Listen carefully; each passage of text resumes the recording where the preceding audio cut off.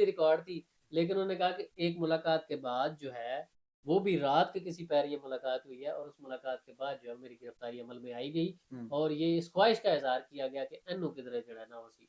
वो तो मेरे ख्याल है 2 तारीख को हुआ था, 3 को उसकी रिपोर्ट आई थी। तो 3 को जब रिपोर्ट आई तो उस पर 13 के करीब इंजरीज जो है वो आइडेंटिफाई हुई, जो मियां इशफाक साहब ने अदालत में मिलती है, तो उनसे भी नहीं मिलने दिया गया उनको जेल में। नॉर्मली चक्कियां चेंज कर दी। चक्कियां चेंज कर दी अच्छा। और उन चक्कियों में रखा गया जहाँ पे मतलब हार्डर क्रिमिनल जिन्होंने कत्ल किए हुए हैं, जिन्होंने वो मुंतशिर हो गए, तो पहली बात तो ये केस ही नहीं बनता। तो अगर 144 का बनता है तो 144 में दहशतगर्दी की दफात कहाँ से आ गई? दूसरा, अगर मतलब दहशतगर्दी की दफात है तो आप दूसरा मेडिकल तो कोर्ट ने ऑर्डर ही नहीं किया, और कोर्ट ने ना ऑर्डर ना कोर्ट ने ऑर्डर किया, ना प्रोसिक्यूशन ने उस पर ऑब्जेक्शन पहले पे लगाई, ना जज साहब ने कोई डिससेटिस्फेक्शन का इजहार किया कि मैं इससे सेटिस्फाई नहीं हूँ। तो कोर्ट ऑर्डर्स के बगैर में एक मुलाकात हुई है बड़ी हाई हाई लेवल लेवल की, और उस पे ये जो है ये गुजारिश की गई है या ये इल्तिजा की गई है, उसके बदले क्या दिया उन्होंने वो भी बताया, लेकिन मैं यहाँ पे नहीं बता सकता। चैनल नाज़रीन मेरे साथ इस वक्त मौजूद हैं एडवोकेट आतिफ हसन हाशमी साहब, जो डे फर्स्ट से 9 मई के बाद जो कोर्ट्स के अंदर केसेस वगैरह हुए, ख़ासतौर पे पीटीआई की ख़वातीन के, उनको लुक आफ्टर करते रहे हैं। और आज सनम जवेद खान की एक गिरफ्तारी के बाद फिजिकल रिमांड की डेट ख़त्म हुई तो कोर्ट के अंदर उनको पेश किया गया।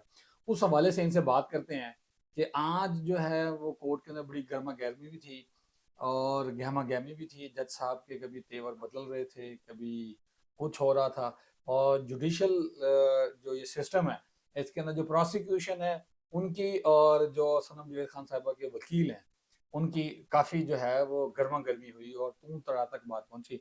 पूछते हैं कि क्या वजूहत थी और गिरफ्तार क्यों की गई थी। अस्सलाम वालेकुम सर। वालेकुम अस्सलाम। क्या हाल है? अल्लाह का शुक्र। सर, ये सनम जवेद खान को गिरफ्तार करने के अलावा हमारे इदारों के पास कोई काम नहीं है। बज़ाहिर तो यही लगता है, सनम जावेद ने आज खुद भी कह दिया कि मतलब लगता है कि मेरे अलावा इस इदारे को कोई काम नहीं है, पुलिस डिपार्टमेंट को कोई काम नहीं है। जब देखें मेरी तरफ जो है वो ये मुझे गिरफ्तार करने आ जाते हैं, पता नहीं किसकी ख्वाहिश पे। एक मुलाकात का भी उन्होंने जिक्र किया, तो मैं वो जिक्र नहीं यहाँ पे करूँगा, क्योंकि इसलिए कि फिर आपका जिक्र मसाइल गुम हो जाएगा। मेरा जिक्र खैर नहीं होगा। आपका जिक्र खैर नहीं तो होगा। मियां अली इशफाक साहब ने भी उसका जिक्र किया हाँ। कि ऐसे लगता है कि हमारे जो पुलिस डिपार्टमेंट है, उन्होंने जज साहब के सामने भी कहा कि इनको कोई काम नहीं है सिवाय सनम को गिरफ्तार करने का। अब जो गिरफ्तारी हुई वो तो खैर सबको पता है क्यों और कैसे हुई।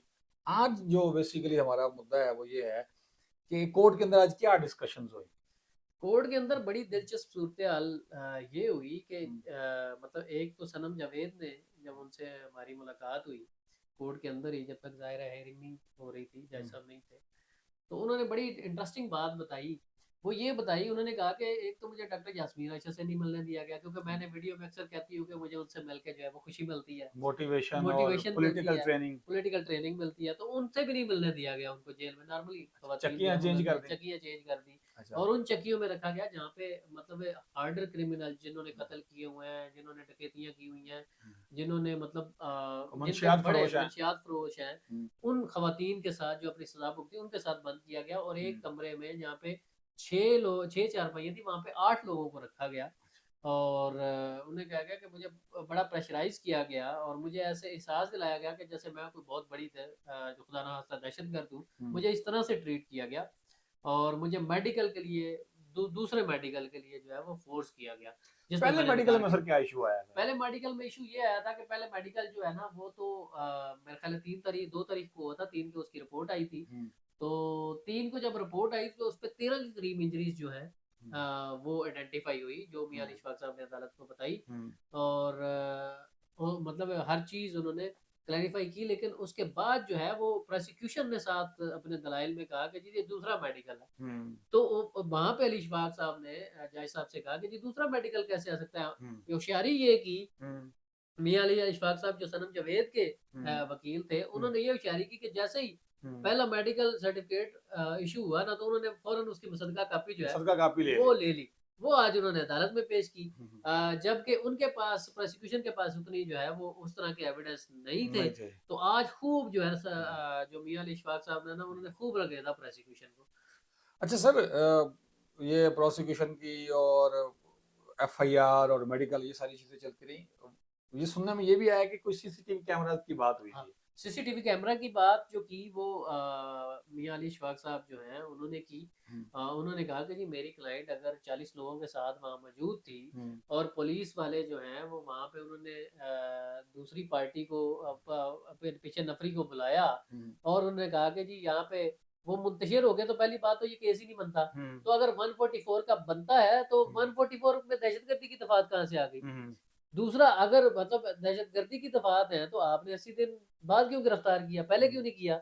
वो तो हर दफा जाती है जेल ट्रायल भुगतने, मुख्तलिफ कोर्ट्स में पेश भी हो रही है, सरगोदा भी जाती है, मियां अली भी जाती है, पिंडी भी जाती है, मुख्तलिफ शहरों में जाती है, तो वो गिरफ्तारी नहीं है। और दूसरा सीसीटीवी फुटेज, क्योंकि जहाँ पे ये इंसिडेंट है बेसिकली ईवान अदल के बाहर का, जहाँ पे सिविल कोर्ट्स है और कचहरी जिसे हम कहते हैं वहां पे है, तो वो एरिया जो है साथ एमईओ कॉलेज है, उसके सामने सिविल सेक्रेटेरिएट है और टाउन हॉल है, सारा कुछ है।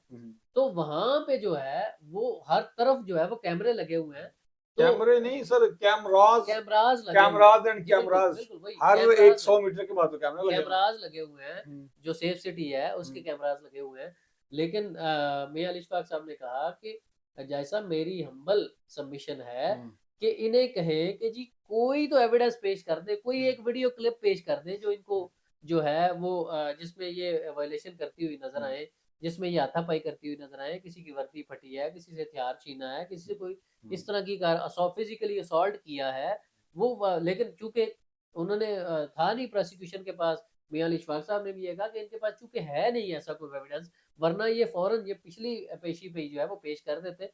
लेकिन पिछली पेशी पे भी जज साहब ने अपना पता नहीं कौन सा लीगल माइंड अप्लाई किया है, वो बार बार इसका सुनने में आया कि जिक्र कर रहे थे। हाँ, तो वो जनाब उन्होंने कहा कि जी मोबाइल लेना है जी, डिवाइस लेनी है जी, और डिवाइस भी बरामद नहीं हुई। सिर्फ एक सिंगल पॉइंट पे मेरा ख्याल है कि डिवाइस लेनी है जी, मोबाइल बरामद करना है, वो भी नहीं, आज उसका जिक्र ही नहीं हुआ। आज उसका जिक्र ही नहीं हुआ कि कोई डिवाइस बरामद की या नहीं की। बहरहाल मियां अली इशफाक साहब और प्रोसिक्यूशन के वकील की थोड़ी सी तू तकरार भी हुई इसी बात में, क्योंकि वो बार बार इंटरप्ट कर रहे थे और बजाय इसके कि वो आंसर वो एड्रेस करे चेयर को या ऑनरेबल जज जो है उनको उनको एड्रेस करे, वो मियां अली इशफाक को, तो मियां अली इशफाक साहब ने उन्हें शट अप कॉल सर सुनने में ये भी आ रहा है कि 1 घंटा जो वकला ने दलाइल पेश किए, जिसमें से प्रोसिक्यूशन ने जो सिर्फ 5 मिनट के दलाइल पेश किए, 5 मिनट भी ज्यादा है। तो ये क्या बात है कि वो सरकारी वकील तैयारी करके नहीं आए थे? तैयारी करके नहीं, कहते झूठ के कोई पाँव नहीं होते, ठीक है। तो जब एक चीज एग्जिस्ट ही नहीं करती तो आप कितने दलाइल दे रहे, कितनी कहानियां कर ले, मतलब क्या कर सकते थे वो? देखे, यहाँ तो कोई वीडियो एविडेंस पेश करते उस पर बात होती, यहाँ कोई डॉक्यूमेंट्री एविडेंस पेश करते उस पर बात होती। एक डॉक्यूमेंट उन्होंने पेश करना चाहा जो मियां अली इशफाक ने चैलेंज कर दिया कि मेडिकल जो है क्या कहते हैं सर्टिफिकेट जो है उनका मेडिकल जो है वो करवाया गया, उसकी रिपोर्ट दूसरे मेडिकल की, और दूसरा मेडिकल तो कोर्ट ने ऑर्डर ही नहीं किया। कोर्ट ने ना कोर्ट ने ऑर्डर किया, ना प्रोसिक्यूशन ने उस पर ऑब्जेक्शन पहले पे लगाई, ना जज साहब ने कोई डिससेटिस्फेक्शन का इजहार किया कि मैं इससे सेटिस्फाई नहीं हूँ। तो कोर्ट ऑर्डर्स के बगैर या मदई की मर्जी के बगैर या प्रोसिक्यूशन के चैलेंज करने पे कोई तो पार्टी चैलेंज करे ना, तो फिर भी है। लेकिन दूसरा सुनने में ये भी है कि प्रोसिक्यूशन कह रही थी कि जो फर्स्ट मेडिकल है वो 22 था। देखिए ये तो एक आर्गुमेंट है ना। तो मियां अली इशफाक ने कहा कि फिर हम कहते हैं दूसरा बायस था। तो पहला बायस नहीं था, पहले आज जो आया उसकी वजह मैं आपको बताता हूँ। वो बायस इसलिए नहीं था क्योंकि मियां अली इशफाक ने अदालत को ये भी बताया कि जिन डॉक्टर साहबान ने वो मेडिकल सर्टिफिकेट जारी किया वो मुअत्तल हो चुके हैं। तो ये उसके सच्चे होने की मैं समझता हूँ यही काफी है, उस मेडिकल सर्टिफिकेट के सच्चे होने का एविडेंस यही है कि उन डॉक्टर्स को मुअत्तल कर दिया गया। क्योंकि आपको पता है जो भी इस मुल्क में कानून की पासदारी करता है उसको मुश्किलात का सामना करना पड़ता है। हम बिल्कुल उनके साथ तैयार हैं। सर आखिरी सवाल मेरा, वक्त की किल्लत की वजह से, आपकी और सनम जावेद की सुनने काफी ज्यादा गुफ्तगू शनीद हुई है अदालत में, दलाइल से पहले भी, दलाइल से बाद भी, और उसके बाद जब वेट किए गए फिर भी आपकी कोई डिस्कशन चलती नहीं। जरा हमारे नाज़रीन को कुछ बताएं। नहीं, वो डिस्कशन तो कुछ ऐसी है ऑफ द रिकॉर्ड है कुछ। बहरहाल मैं उसमें इतना बता देता हूँ, कुछ उसमें मेन पॉइंट था, उसमें ये था कि मैं एक मुलाकात हुई है बड़ी हाई लेवल की, और उस पे ये जो है ये गुजारिश की गई है या ये इल्तिजा की गई है, उसके बदले क्या दिया उन्होंने वो भी बताया, लेकिन मैं यहाँ पे नहीं बता सकता। तो उन्होंने कहा कि जी ये जो है वो गुजारिश की गई है, या कह दे कि वो किया गया है, क्या कहते हैं उसको, अपनी डिमांड कह ले, जो मर्जी, क्योंकि वो उन्होंने कुछ दो लोगों की ना बात की, वन एंड वन मुलाकात में जो हुआ तो उन्होंने उसकी भी कुछ चीज़ें जो है वो हमें बताई, हम्म, लेकिन वो ऑफ द रिकॉर्ड थी। लेकिन उन्होंने कहा कि एक मुलाकात के बाद जो है, वो भी रात के किसी पैर ये मुलाकात हुई है, और उस मुलाकात के बाद जो है मेरी गिरफ्तारी अमल में आई गई, हम्म, और ये इस ख्वाहिश का इजहार किया गया कि एनू किधरे जड़ा ना वसी बिले लाओ। बिले लाओ, तो इसलिए ये हुआ। आतिफ हुसैन हाशमी साहब, आपका बहुत शुक्रिया। नाज़रीन, सुनने में ये भी आया था कि जिस थाने के अंदर पहले रखा गया, वहाँ पे 30 से 35 जो है वो हॉस्पिटल्स के जो स्टाफ है, फीमेल स्टाफ, जिनका पैरामेडिकल स्टाफ, नर्सेज या मिडवाइफ या एलएचवीज जो हैं, डॉक्टर्स की हाँ, डॉक्टर्स का जो ग्रैंड हेल्थ अलायंस का प्रोटेस्ट चल रहा था, उनकी खवातीन को भी अरेस्ट करके एक एक कमरे के अंदर रखा गया, 30-30, 35-35 लोगों को, और कहा गया कि एक दिन पूरा हमें पाँव सीधे करने की या टांगी सीधे करने की जगह नहीं थी। एक एक रूम के अंदर इतनी खवातीन को हरासा किया गया या उनको ज़बरदस्ती क़ैदोबंद किया गया। नाज़रीन, ये तो हमारी मुल्क की सूरत हाल है, और जो जुडिशल सिस्टम है उसके ऊपर आतिफ हुसैन हाशमी साहब अच्छे अपने तासुरात कलम बंद करवा चुके हैं। आपको क्या लगता है, कमेंट बॉक्स में लाजमी मेंशन कीजिएगा। मुझे अगली वीडियो तक के लिए इजाज़त दीजिए। बहुत शुक्रिया, अल्लाह हाफ़िज़।